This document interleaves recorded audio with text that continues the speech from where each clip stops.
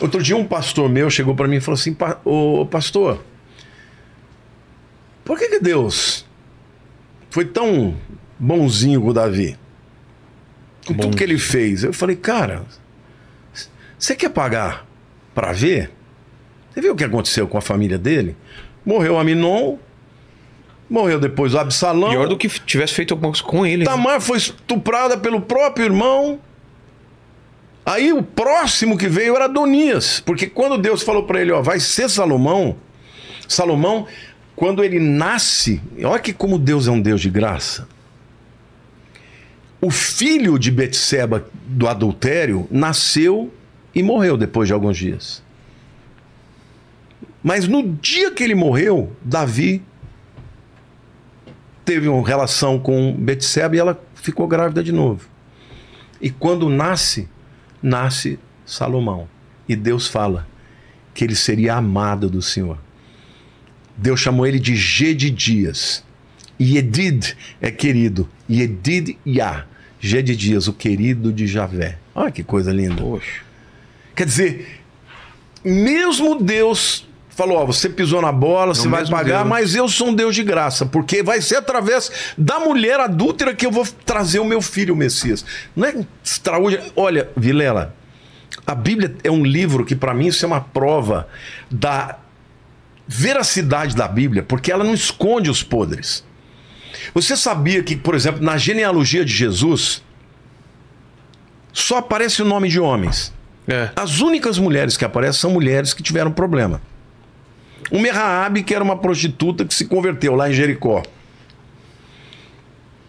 Tamar. E por último, Maria. Maria, que concebeu virgem, mas que ficou mal falada. Sim. Tanto é que os líderes judeus falavam assim: quem é você? Você é filho de Maria? Filho de José? Nós nem sabemos quem é teu pai. Por quê? Porque correu para todo mundo que ela tinha tido caso com outra pessoa e que José casou com ela como corno. Acobertar. E a Bíblia não escondeu isso. Então, é maravilhoso isso, porque Deus deu o sucessor de Davi e o antecessor de Jesus, que foi Salomão, o filho daquele casamento que começou com adultério. Não é maravilhoso isso? Caramba. Isso prova para você, meu querido, que se você pisou na bola, se você se arrepender e buscar Deus, tem perdão e tem graça para tua vida. Agora, as coisas ruins ainda continuaram.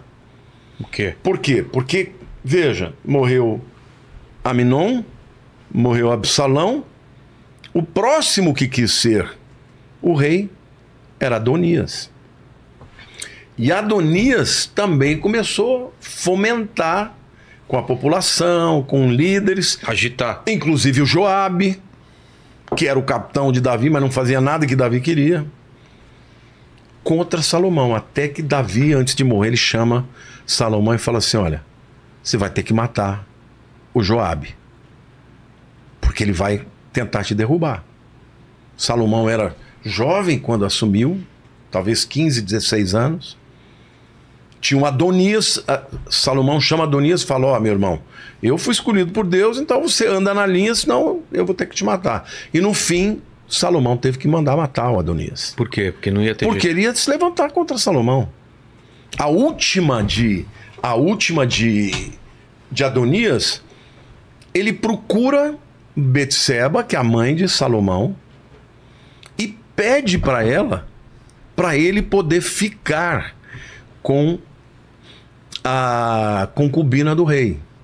Porque quando Davi ficou velhinho, aqui uma coisa gozada, quando Davi ficou velhinho, acho que ele já não dava mais no couro, já não fazia mais nada, ele pediu que trouxesse uma jovem para esquentar ele, porque ele começou a ter muito frio. Então ela vinha e deitava com ele nua, para ele se esquentar.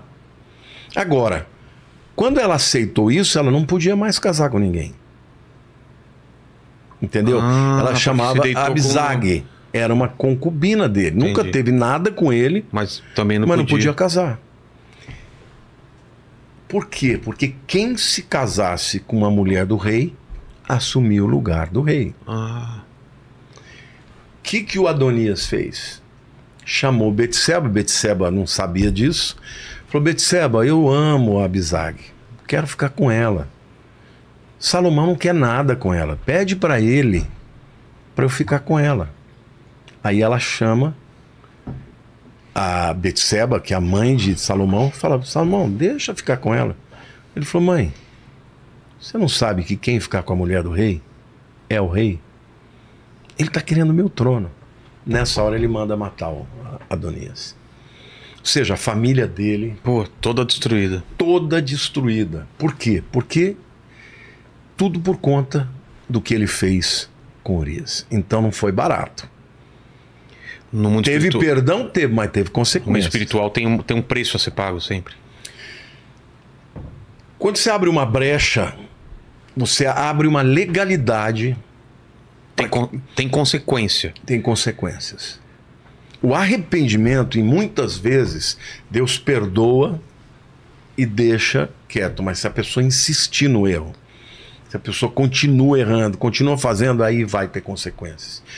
Agora, a Bíblia diz que Davi era um homem segundo o coração de Deus. Às vezes eu piro. Eu falo: Deus, como é que esse cara é o cara? Exato, eu sempre pensei isso também. Porque o coração dele para com Deus era extraordinário. Você viu os salmos de Davi? Ele adorava a Deus, ele falava: Deus é tudo, o Senhor é extraordinário, entendeu? Por exemplo, quando Davi tinha pecado com Betseba, porque Saul, todas as vezes que Deus mandava o profeta para adverti-lo, ele justificou. Você já teve com alguém que pisou na bola com você, você vai, confronta e a pessoa justifica? Como é que ele chama? Tuti, não faça isso. Sempre tem uma desculpa. Ah, porque isso? Ah, porque aquilo? Ah, porque aquilo outro?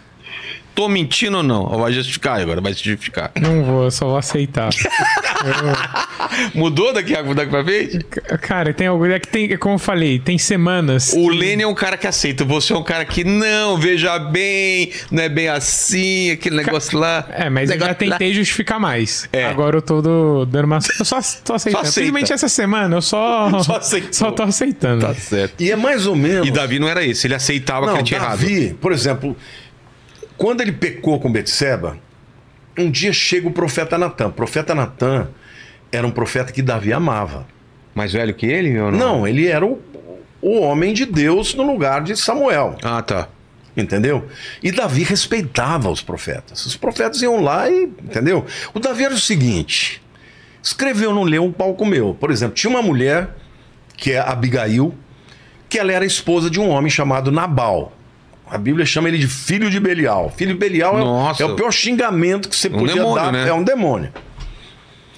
Certa vez Davi estava cansado, estava chegando com os soldados dele e ele estava morrendo de fome, de cansaço. Ele manda umas pessoas na frente para dizer: olha, Davi está chegando, pede para Nabal preparar tal, comida, bebida para os homens, para os animais. Nabal falou: o que eu tenho com esse Davi? Não vou dar comida nenhuma e não vou dar nada para ele. Quando Davi soube, ele falou: vou matar esse cara. Vou matar ele, vou matar a mulher dele, vou matar todo mundo. Quando Abigail ficou sabendo, Abigail vai para frente e intercepta Davi antes dele chegar. E ela se prostra, se ajoelha, pede perdão e fala: eu não estava lá, eu não vi. Mas ela levou ovelhas, levou comida, levou água, se prostrou. Davi se encantou com ela, falou: olha, porque você é sábia. Olha que homem também tremendo. Ele falou: você não só impediu a morte do seu marido, você impediu que eu fizesse uma injustiça. Quando em seguida Nabal morre, Davi fica sabendo, ele manda buscar Abigail. E ele fez ela sua esposa. Então Abigail é uma das esposas de Davi que era marcada por ser uma mulher sensata, sabe? Mas ele ia matar todo mundo. Então, assim, com os inimigos, não entendeu? Tinha... Não tinha. É aquela história do homem de duas palavras. Ele era um guerreiro sanguinário, entendeu? Ele pensa bem, um homem de 3.000 anos atrás, ele era um troglodita. Ele não era um gentleman, não é um cara que você pinta... Era outro tempo, né? Outro tempo, entendeu? Mas quando era com Deus, quando o Natan chega para ele e falou, Natan, eu tô com um problema. Natan falou para ele, Davi, eu tô com um problema. O que foi, Natan? É o seguinte, tinham 2 homens, um pobre e um rico. O rico tinha muito rebanho, muitas ovelhas. O pobre só tinha uma ovelhinha, que era tão cara para ele que ele deixava ela morando dentro da casa dele. Comia no prato dele, bebia no copo dele.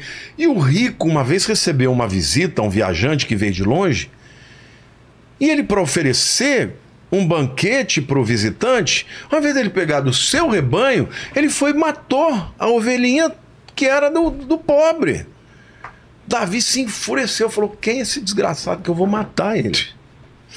Natan falou, é você, Davi. Porque você tem muitas mulheres, tem as mulheres que você quer. Mas você pegou a mulher do Urias, o meu servo Urias, fiel a você. Davi se prostrou, chorou, clamou a Deus, caiu em si. Isso a Bíblia chama de arrependimento.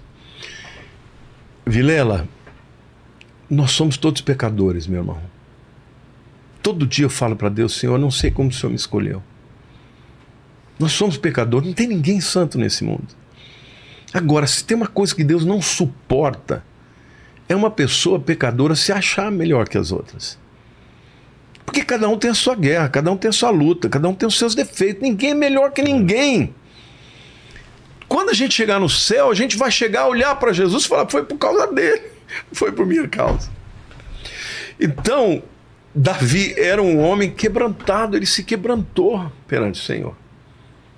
E Natan falou assim, olha, Deus vai te perdoar, mas o filho que nascer vai morrer. Putz. Quando nasceu, o menino ficou doente, ele ficou jejuando, entrou no quarto, ficou deprimido, não deixava ninguém entrar, e ele ali, deprimido, não comia, não fazia nada, até que um dia ele ouviu soldados falando, cochichando, ele falou, ele morreu? Ele estava com medo de contar para o menino que ele morreu, que o menino morreu. Eles falaram, morreu, Davi. A Bíblia diz que ele lavou o rosto e foi comer. Aí eles perguntaram, mas como assim? Você estava desesperado, sofrendo, agora que você soube que ele morreu. Ele disse assim, eu não vou a ele. Não, ele não vem a mim, mas eu vou a ele. Ele entendeu que Deus falou não. Mas ele se arrependeu nesse processo profundamente. E Deus se agradou dele, que no mesmo dia ele tem uma relação com Betseba, ela fica grávida, e quando nasce o filho daquela mulher que provavelmente era rejeitada por todo mundo, pelas próprias outras esposas e concubinas, ele é chamado de Jedidia, o amado de Javé. Assim, eu fico muito emocionado porque o amor de Jesus é... O amor de Jesus é lindo, né? Ele faz isso, ele pega um pecador, o pior que tem, o pior bandido do mundo, e ele transforma a vida das pessoas. Então, por isso que a Bíblia diz que os que se humilham serão exaltados, mas os que se exaltam serão humilhados. E Davi era esse homem, ele não queria saber do que os outros iam pensar. Ele queria saber do que Deus ia pensar. E ele era um homem que tinha comunhão, ele ia buscar 7 vezes por dia na frente do tabernáculo. O tabernáculo, os rabinos dizem que ele tinha um linho branco, não o tabernáculo de Moisés, tá? Que tinha uma estrutura de várias peles pesadas. Não, aquele era de linho branco. E lá dentro estava a arca. Quando batia o sol, a sombra que fazia no final do dia, fazia com que a sombra dos querubins viesse para fora da tenda. Davi se prostrava onde estava a sombra.